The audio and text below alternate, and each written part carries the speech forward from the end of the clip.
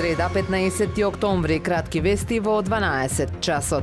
Осмите локални избори што ќе се одржат во недела ќе ги следат 1341 наблюдувач, од кои 700 домашни и 639 меѓународни, како и двајца странски новинари. Државната изборна комисија почна со достава на изборниот материјал, најпрво со недоверливиот, а утре и задутре ќе бидат доставени избирачките списоци и сите гласачки ливчиња до сите општински изборни комисии, како и уредите за биометриска идентификација. Вкупниот број на гласачи запишани во избирачкиот список во Македонија за локалните избори 2025 година изнесува 1.832.415 избирачи.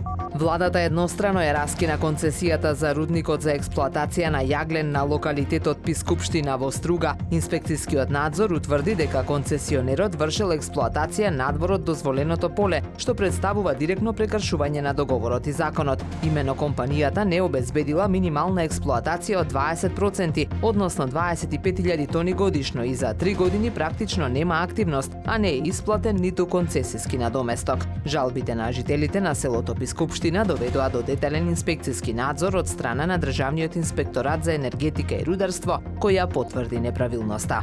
Под мотото "Помислете и на нас", Црвен крст Охрид традиционално ја организира кампањата за недела на борба против глад од 16 до 22 октомври. Ке се прибираат доброволни прилози наменети за набавка на прехранбени производи за подготовка на хуманитарни пакети за социјално најзагрозените семејства од Охрид и Дебрца. Од Црвениот крст апелираат до сите сограѓани, компании и институции да се вклучат во хуманитарната собирна акција и според своите можности да дадат придонес во олеснувањето на секојдневието на социјално најзагрозените семејства од Охрид и Дебрца.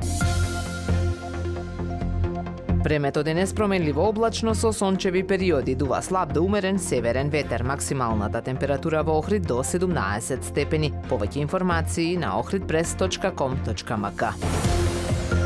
Уредник и водител на вестите Даниела Спасик, технички реализатор Реджеп Селман.